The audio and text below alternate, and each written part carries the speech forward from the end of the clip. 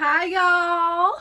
Hello, welcome to or back to my channel. My name is Stevie, this is Stevie Reads, and we are back at it with everyone's favorite video, Read It or Unhaul It, episode 10. Absolutely crazy that this is the 10th episode. I have so many books and I'm a terrible decision maker on what to read, so the jar just takes that pressure away, and I feel like I've gotten better at unhauling since I've started doing this. Even just when I'm filming for other videos and stuff, like if I'm not enjoying the book I'm reading, I'm just like, I'm DNFing and getting rid of this. So yeah, I don't know what we're gonna do in episode 10 to make this more special.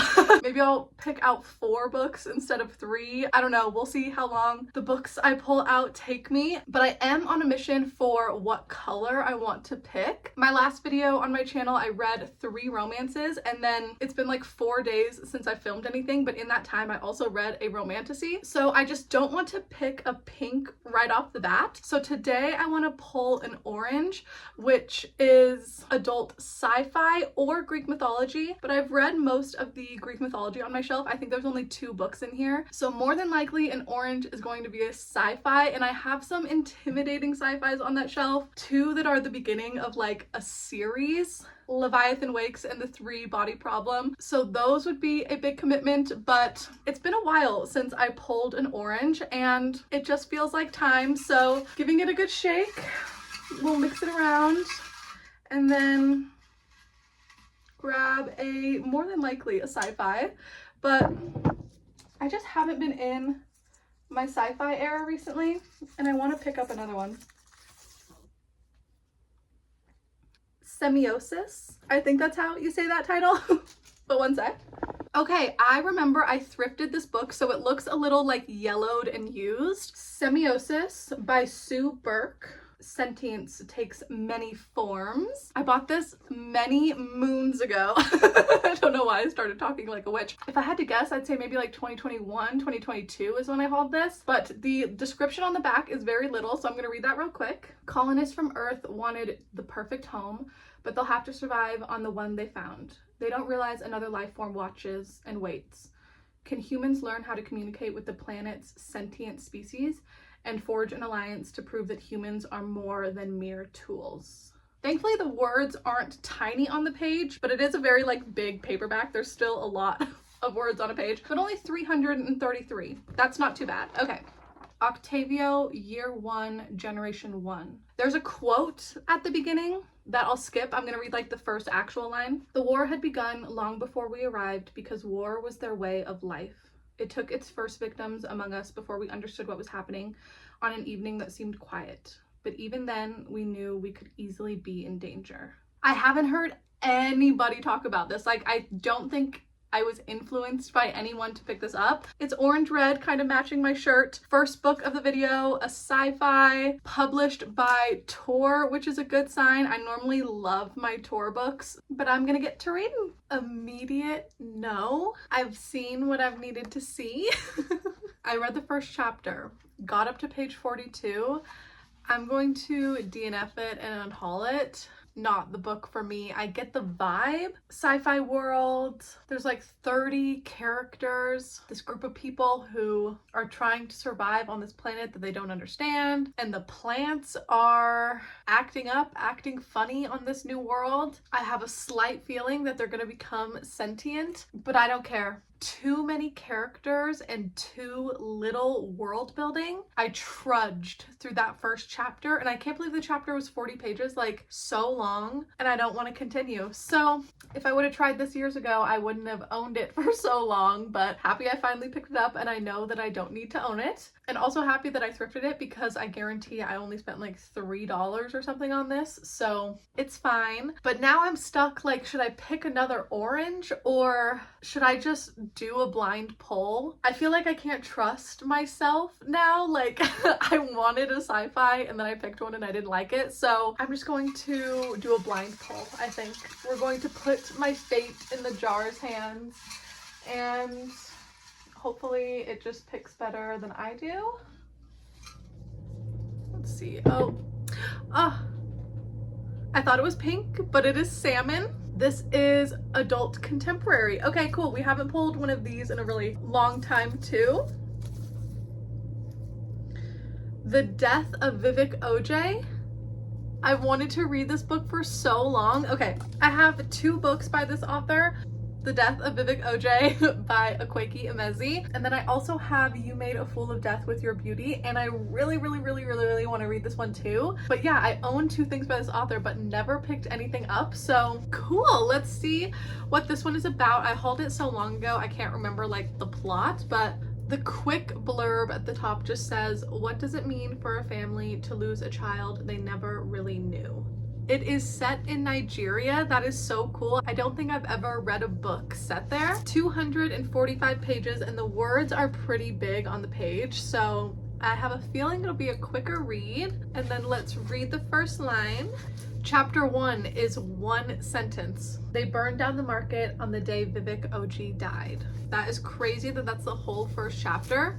Now I just want to read the first line of chapter 2. If this story was a stack of photographs, the old kind, rounded at the corners and kept in albums under the glass and lace dollies of center tables in parlors across the country, it would start with Vivek's father, Chika.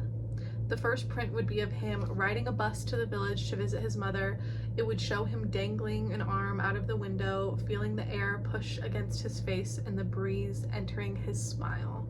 I'm immediately drawn to this writing. That was beautiful, and I'm so much more interested and intrigued after 1 paragraph versus a chapter. Like, sorry if you like this book, but this was not for me. And that was so interesting. Okay, now I'm actually excited to read tonight. I'm gonna get this started, but I'll let you know once I've read some of it. It is very early morning, Saturday morning, so just a day later, but I started The Death of Vivek Oji last night, got up to page 50. This is so good so far. I'm reading it physically and highlighting my favorite quotes. Really beautiful writing, but essentially the title explains that Vivek Oji is gonna die.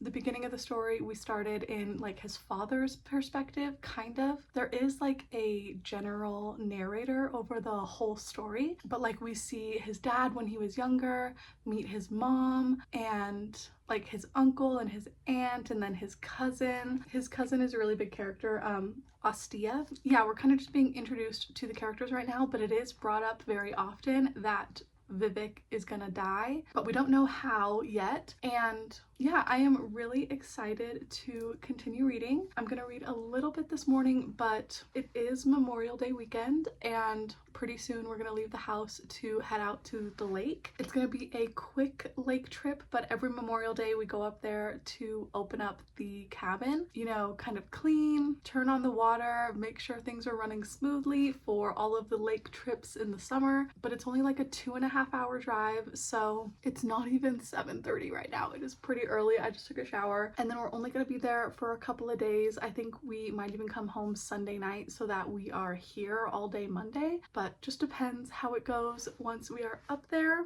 But yeah, really liking this book so far. Very happy that I switched it from this to this, but hopefully I finish this book when I'm up there, and then Monday when I'm back home I can get another read. But anyway, we are gonna head out soon. Cue the montage on the drive to the lake.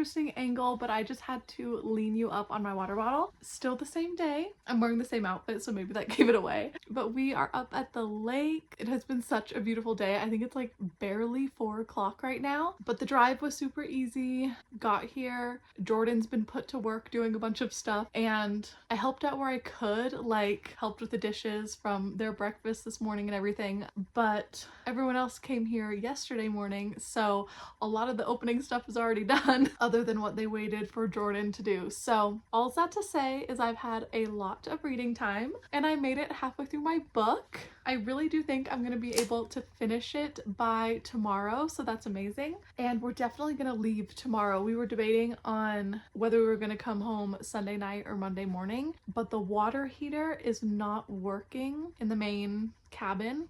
I'm out in one of the trailers right now, so they're going to need to either fix it or get a new water heater or whatever, but for this weekend, nobody is gonna have any hot water. Showering is not a thing. Thank goodness I showered this morning. Yeah, we're definitely gonna go home tomorrow, but I've just been soaking up, enjoying being here so much. One of my favorite places in the world, like literally the most beautiful lake, chillest vibes. And I love hanging out and reading either in the living room or on the porch, looking at the lake, just beautiful. And yeah, got halfway through. So I'm up to chapter 14, which is page 130. And the story is going by so quick, so I don't know how much I want to give away of the plot, because I was even just looking on Goodreads and a lot of people's reviews are like, just go into this book blind and it's gonna break your heart regardless, which I know the title of the story is called The Death of Vivek Oji, but now that I've gotten to know him as a character, I'm like, I really don't want to see him die, especially the way that it happened, like just the details we know. I know it's gonna be really brutal, and anyway,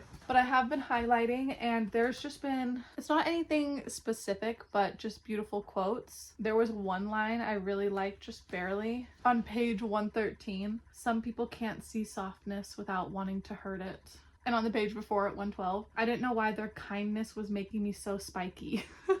I don't know, just the way Akwaeke Emezi like describes certain things, and maybe it's just because the language is a little bit different, like the way they put words in a sentence. It makes a simple sentence hit harder if anything I just said made any fucking sense. But this quote, for example, bittersweet, that was the word for his birthday.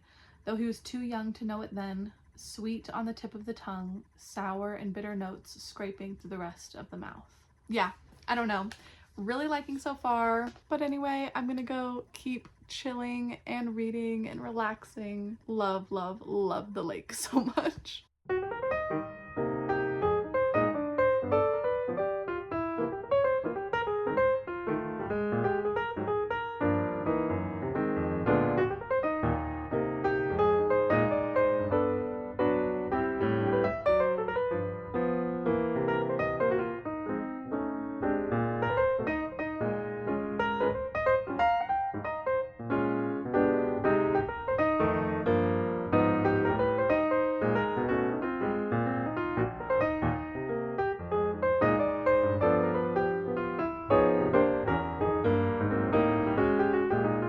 Okay, hi. We just got back from the lake. I haven't even unpacked a single bag, like unloaded the car and had to finish my book. It's like 3 o'clock right now, I think. So we left the lake around noon, but I was so close to finishing. After breakfast this morning, I just sat on the porch and read for a while outside, looking at the lake, and it was just beautiful. But when I had 10 pages left, we had to leave, and the whole ride back, I was just thinking about the story and like the final reveal that was insane. But we just got home and I sat down and read the last 10 pages and wow, this is such a heartbreaking story, but also a very important one. I think it's a spoiler to say like what it does talk about, because the reason why Vivek died was not revealed until close to the end. But the whole story, you're getting to know them as a character through the eyes of the people who love him. And so when he dies at the end, it is just a very heartbreaking, hard-hitting moment. I didn't cry, and it's probably because something was revealed, I had to pack up and leave,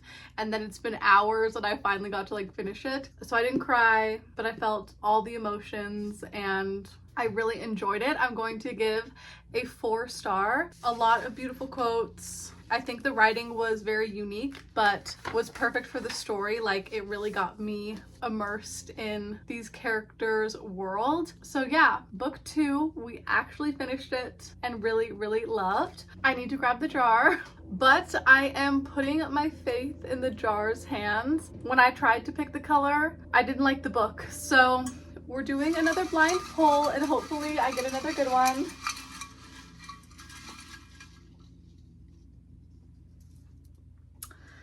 Okay, pink.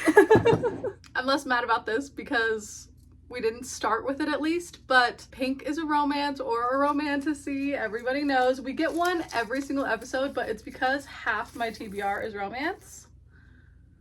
A love song for Ricky Wilde. Okay, I've been so excited to read this book. It is by Tia Williams, who also wrote 7 Days in June. This is one of my favorite romances of all time, and it's a second chance romance, which is crazy because I really don't like that trope, but this book did it right. And yeah, 5-star favorite romance. So A Love Song for Ricky Wilde came out, and this one I think is another like hard-hitting story. The story is set in Harlem. Ricky Wilde is our main female lead. She's one of the daughters of a powerful Atlanta dynasty, and she's the opposite of her famous socialite sisters. Set against the backdrop of contemporary Harlem and 1920s decadence. Prologue. Leap years are strange. Really, really short first sentence. And because February 29th exists only every 4 years, it is a rare charged day. In the old days, back home, folks whispered that it was an enchanted time when the veil between this world and the other was gossamer thin.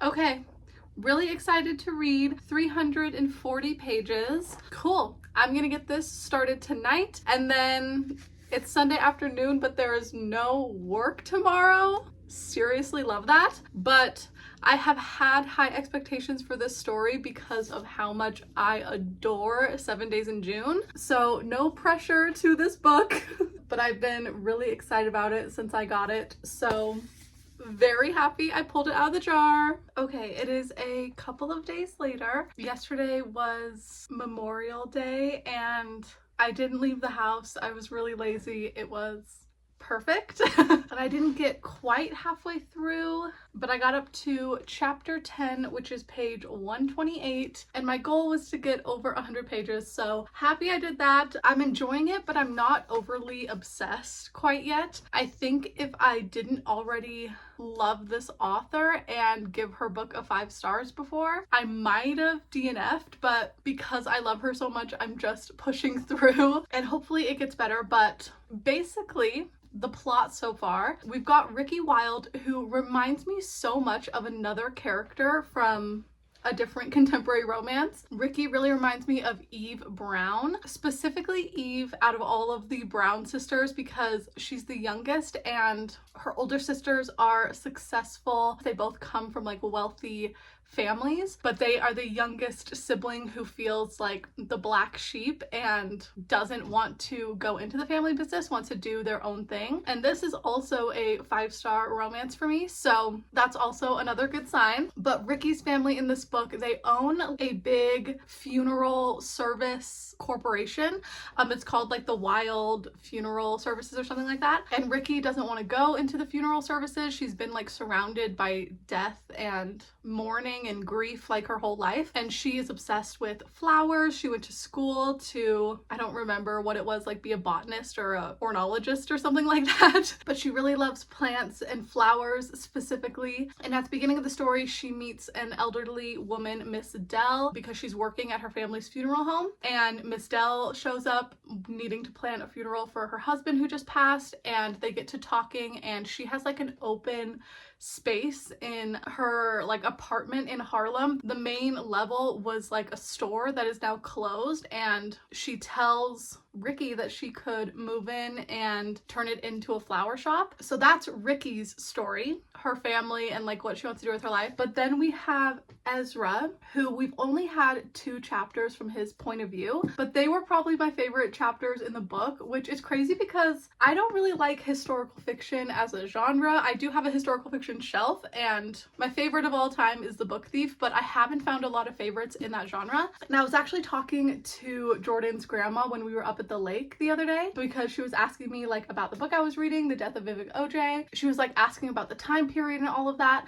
and then she was telling me that she really loves historical fiction. And I was like, I wonder if that's because that was the time period like you grew up in. Like I was asking her what her favorite time period was to read from, and she agreed. She was like, I really like reading about the 40s and the 50s. And I was telling her that historical fiction wasn't my favorite. I read a lot of like either current day novels or fantasy, like futuristic things. And I think part of it is because the historical fiction that I've read has been very World War II based. Obviously, that was a big moment in time, so a lot of authors felt inspired to write their own story or piece of it. But right now, I'm not interested in reading about a war story. So all that to say, Ezra's point of views in here have been in the 1920s when he's 23, and I don't know what magic brings him to the current timeline that Ricky is in, but they have met now.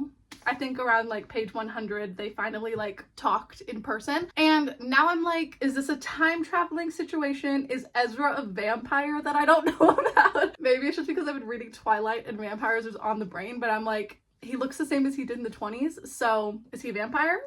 Is he a time traveler? I don't know what's happening, but their little scene where they met, like their connection was okay, I guess. Like, I don't know, I can kind of feel the tension, but it's also maybe too early in the story for that. So I don't know where I'm at with my feelings on it. I read over 100 pages yesterday. I'm going to continue, but I'm not really hooked yet. And surprisingly, my favorite parts so far have been the 1920s Harlem Renaissance chapters. Oh, also a very big thing about Ezra is he is a pianist, and as a black man in the 20s, like he went to New York with the dream of playing jazz with his favorite musicians, and he kind of fled there for a reason I won't disclose, but he really puts absolutely everything into his music because without it, like, he doesn't have a whole lot of opportunity. But there was a scene on page 83 where I just want to read a little quote because a journalist comes up to him and is talking to him. She's a white woman and she's like, your music has lured whites up to Harlem. That act alone will change the world. It's revolutionary.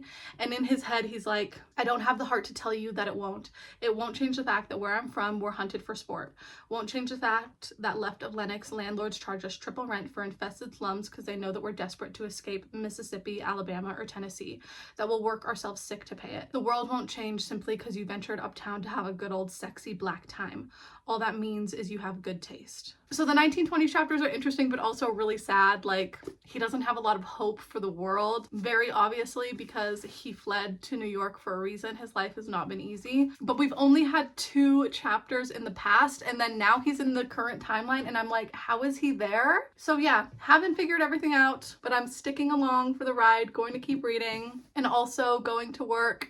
It is the Tuesday after a long weekend, and I'm just like, I really, really, really don't want to go back, but it must be done. It's fine. It's fine. I'm being dramatic. It's fine. Good morning. Different angle because it is really early on Thursday morning. Too early for the sun to have come out fully. But I finished a love song for Ricky Wilde late last night, and I was like, I will just update in the morning and let you know my rating. Honestly, the last 100 pages yesterday, I really had to push through. This book felt like a mix of that one movie with Blake Lively, The Age of Adeline, where she stays young forever. In that movie, she stays young because she like got into a car accident and lightning struck her, and for some reason that made her like not age. And that's not how Ezra is young, but he is stayed young for something equally as ridiculous. So it reminded me of that. And also there was like a scene where Ricky's best friend was like spying on Ezra, and she found so many dog collars that has like a dog's name and then the year that they were born or they died or whatever. And Ezra had had so many dogs over the year. But it also reminded me of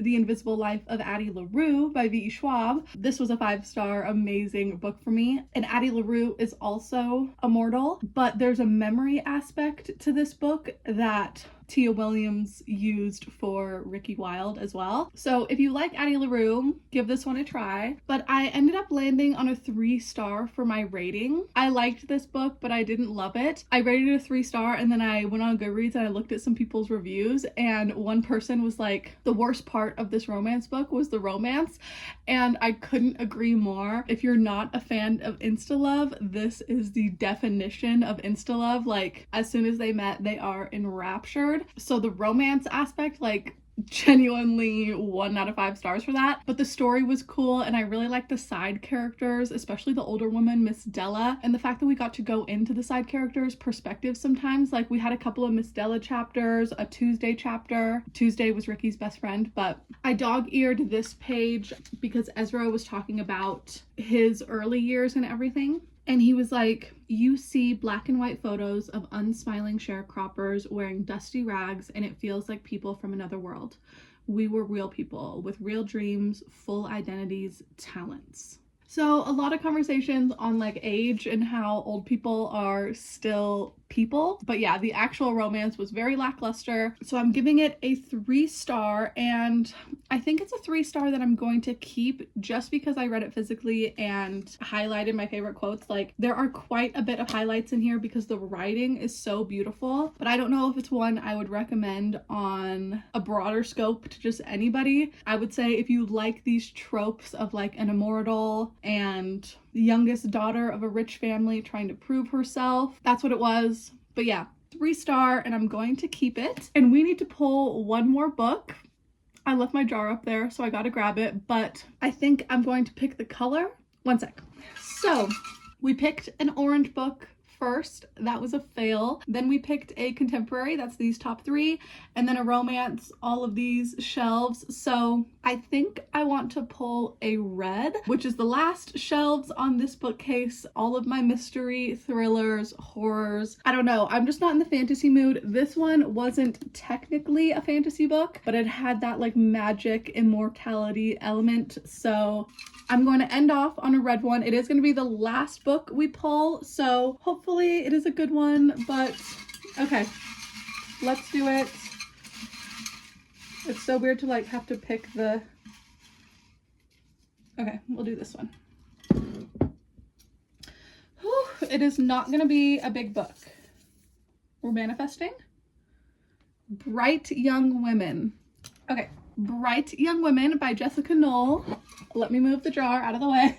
I think I just hauled this last year. It has not been very long. Also, sorry, the glare of this cover. January 15th, 1978 is a night of promise. A serial killer's escape in Aspen, Colorado couldn't be further from the minds of the busy young women at the top sorority on Florida State's University campus in Tallahassee. Yeah, okay, I'm remembering. This is the story of the women of a very famous serial killer in America. I think I remember when somebody was talking about it, they say they didn't use his name, but especially me being from Utah, like I've definitely heard of this man, but this book is not focusing on him like all of the movies and the books and everything that have been about him have been hyper focused on like his good looks, especially that Zac Efron movie. Oh my god. But this book focuses on the women and not necessarily portraying them as victims, but they do want answers. The very bottom says, this is a story of 2 women who demanded answers to questions nobody else would ask, toggling between those nightmarish days in 1978 and a letter that brings Pamela and Tina together in the present. The astonishing truth is revealed along with a portrait of the extraordinary woman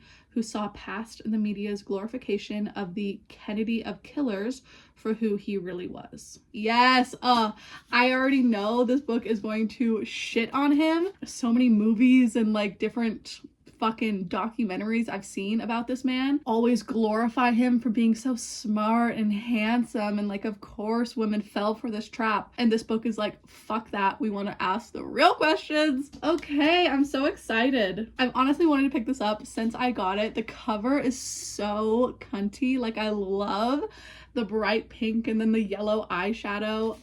Let's see the first line. Pamela, Montclair, New Jersey, Day 15,825. You may not remember me, but I have never forgotten you. Begins the letter written in the kind of cursive they don't teach in schools anymore.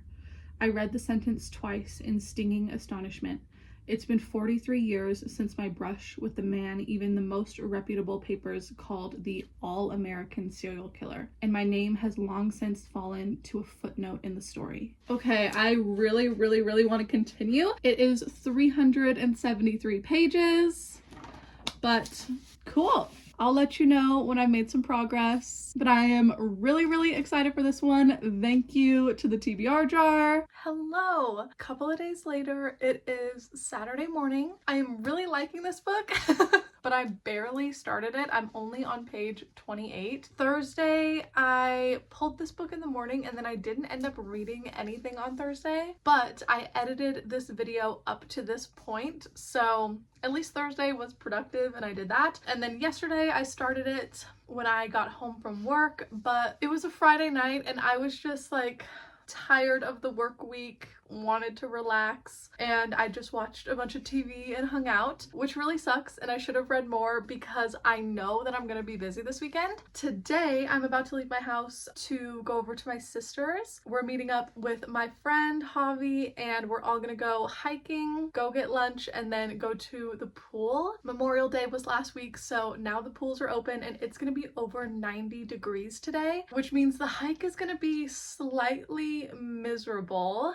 Not super excited about that, but we're doing that first to get the hard part out of the way, and then we're gonna go to Chili's. So excited. And then I love the pool, so just tanning, relaxing. I would bring my book to read, but I know I'm gonna be with my sister and my friend anyway, so we're just gonna be yapping. So that's the plans for today. I don't know how long it's gonna take, but when I get home I'll probably be exhausted, take a shower, and hopefully pick up my freaking book. So that is today's plans. And then tomorrow is June 1st, which is mine and my husband's dating anniversary. June 1st 2016 is when he asked me to be his girlfriend, so 9 freaking years ago. Absolutely insane that that was 9 years ago. And now we have a new anniversary anyways. Like, we got married on October 1st, so October 1st is gonna be our 2-year wedding anniversary, but we always celebrate June 1st anyway. That was our anniversary for so long, and like, we're not doing anything crazy. We're also just gonna go out to eat tomorrow, but in the morning we have to go grocery shopping and do a bunch of things anyway. Very busy weekend, hanging out with the girlies today, and then celebrating 9 years tomorrow. So got a lot going on, but I am going to try to read as much as I can here and there. I also put a hold on the audiobook for my library, and I'm like 5th in line, I think, but there's 19 audiobooks available, so hopefully I can get that soon, like within the next couple of days, because I really am liking the story. Like, we jumped right into it like the night everything happened, but I don't have a lot of time to read, and if I had the audiobook right now I could like listen on the drive out to my sister's and everything, but it wasn't available right away at my library, and I'm out of Spotify listening hours for this month. So I'm gonna go be a hiking girl, which is going to suck, but then I will get rewarded by getting to be able to be a mermaid. So okay, I just put on like a pound of sunscreen and got on my hiking boots. So now I'm ready to go.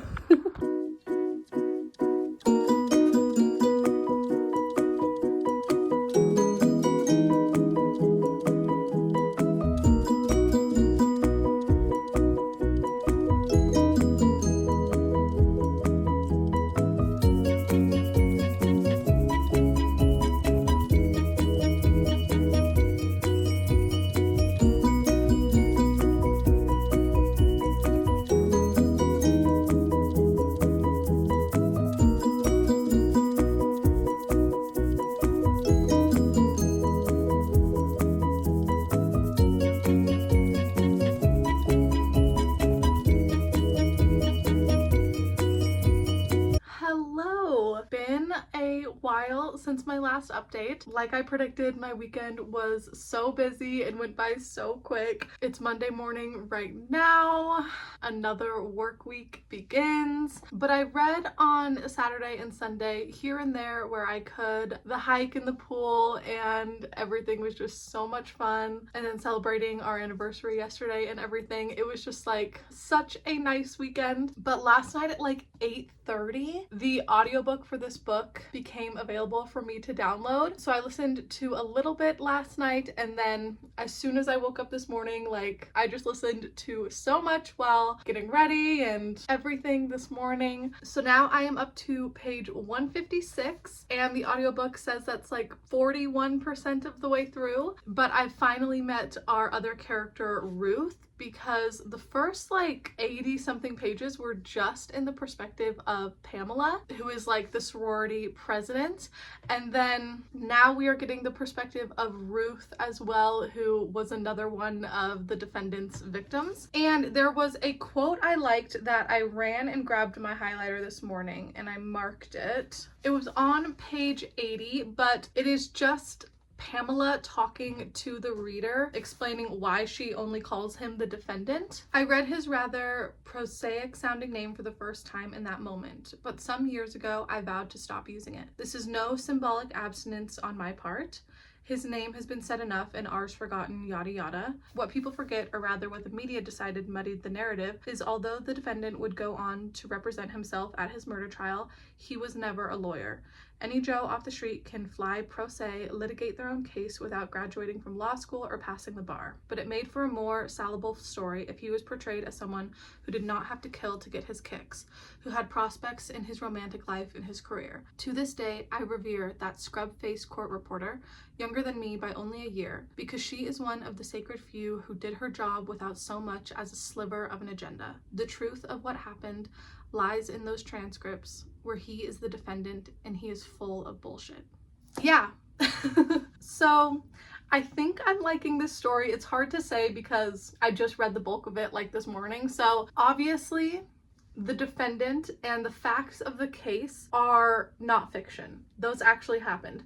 But the characters, Pamela and Ruth, are fictional as far as maybe, you know, their hopes, their dreams, who they are as a person. But getting to see a fictionalized character have to go through something like this, like you can still feel the empathy even though you know it didn't happen exactly like this to this specific person. It happened to somebody else who we don't know about, that the author is protecting their privacy. So it's a fictional non-fiction. Like the defendant and his crimes are real, but the characters for our story's purposes are fictionalized. I feel like there's probably a lot of opinions on this author like doing this story in the first place, but I do respect the fact that she is protecting the actual victim's privacy by not delving into their lives and their families and their histories, and she made up similar characters but is showing the real trauma that something like this in your life would affect you for your entire life. I feel like I need to sit on my thoughts for that part of it. But as far as the fictional story, like these two girls are being shut down by the police in a way where it's really realistic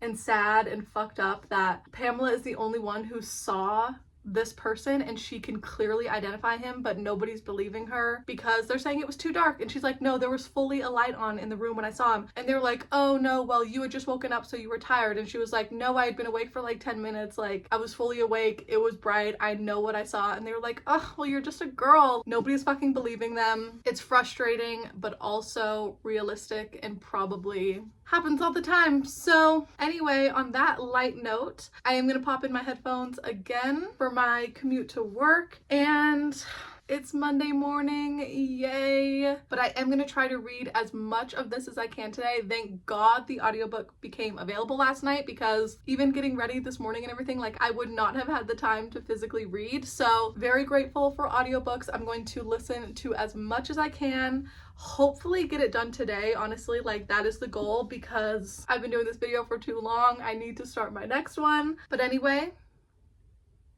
I leave you here.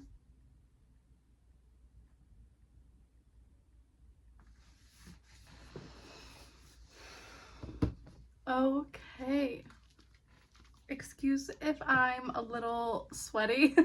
I listened to the audiobook tonight when I got home, but I was just on the treadmill, so I'm showering tonight anyway, so whatever. But I literally just finished this just now, so I don't know what I'm feeling for a rating. I'm thinking like a 3.5. Is that what I gave Ricky Wilde too? No, I think I gave that one just a 3. Okay, that's fine. Not like it matters, but yeah, I liked this, but it did feel pretty slow around the 100-page mark because the beginning was very intense, and then at the end we got like the trial and all of that, which was so interesting, but it lagged a little bit for me around that 100-page mark. Anyway, so 3.5 for my rating, but I think this was a cool story. I like Jessica Knoll's take on it. I think it's the most respectful way to tell a story like this, and it focused all on the women. Didn't even name this man one single time.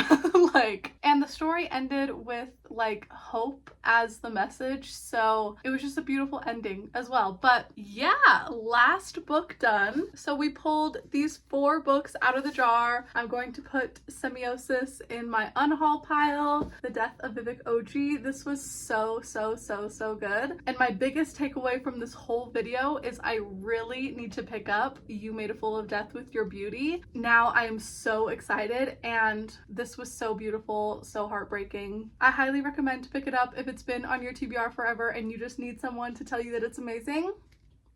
This is amazing. And then a 3 and a 3.5. That is a good rating. Like, that's average and above average. I had a good time, and I knocked 2 books off my TBR. And it's nice that I'm only unhauling 1 book. 3 out of 4 made it, and this is such a prime example of like books that have been on my shelves that I was really excited to read when I picked them up, and then they just sat on the shelves for months and months and months, never picked them up, and I had no plan to like pick them up immediately, but the jar chose them for me, and happy that I finally got to them. But if you made it all the way to the end, thank you so much for watching. All my socials are linked down below like always, and I'll see you for my next one very soon. Bye!